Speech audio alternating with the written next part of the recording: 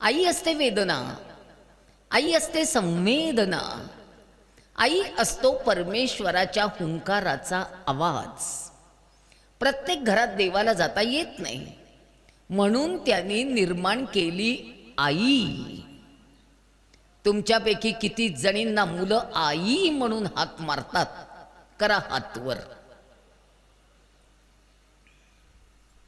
बाकी सगळ्या मम्मी इंग्रजांच्या पोटी टेम्स नदीच्या काठी लंडनला जन्माला आलो आपण. मम्मी, एक प्रश्न विचारू. एका तरी मुस्लिम घरात त्यांची मुलं आई वडिलांना मम्मी पप्पा म्हणताना तुम्ही कधी ऐकलीत? ते अम्मी जानच म्हणतात, ते अब्बू जानच म्हणतात. त्यांनी त्यांच्या आई वडिलांचे मम्मी पप्पा केले नाहीत. बदल केला आम्ही, बदललो आम्ही पाश्चात्यांचं अंधानुकरण करायला लागलो. आम्ही त्यांच्यासारखे वागायला लागलो. आम्हाला आमच्या धर्माची किंमत वाटेनाशी झाली. मम्मीचे अर्थ कळतात? अगं, आकाशासारखी विशाल, ईश्वरासारखी सुंदर आमची आई, का केलीत तिची मम्मी? कुणी दिले अधिकार तुम्हाला? का धर्मापासून लांब नेलीत मुलं? का संस्कारांपासून लांब नेलीत मुलं? का मुलांना आज तुमची किंमत वाटत नाही? का मुलांना तुमच्याबद्दल प्रेम वाटत नाही? का मुलांना तुमच्याबद्दल अटॅचमेंट वाटत नाही? का? 100 प्रश्न आहेत. 2 माणसं बदलली, 2 माणसं बिघडली. ही 2 माणसं बदलायला नको होती. ही 2 माणसं बदलली नसती ना तर संस्कार टिकले असते. ही 2 माणसं बदलली नसती ना तर संस्कृती टिकली असती. ही 2 माणसं बदलली नसती तर कुठेही धर्माला थोडा सुद्धा धक्का लागला नसता. ही 2 माणसं बदलायला नको होती. एक बदलली आई आणि दुसरे बदलले शिक्षक. बायकांनो, आईमध्ये एक शिक्षक असतो, तो कायम जागा ठेवावा लागतो. आपण 24 तास आईच असतो.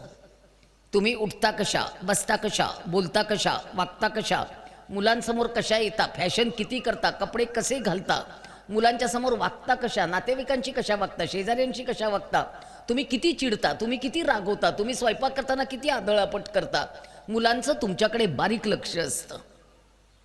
मुलं नेहमी आईचंच अनुकरण करतात. मुलं वडिलांचं अनुकरण कधीच करत नाहीत. मुलं ही नेहमी आईसारखीच असतात. आई रागीट असेल ना तर ते पोरगं रागीटच असतं. ते आईसारखंच वागायला बघतं. माझा मुलगा दिसायला त्याच्या वडिलांसारखा आहे, पण तो वागायला सेम माझ्यासारखा आहे. कारण दिवसातले 16 तास तो माझ्याजवळ असायचा.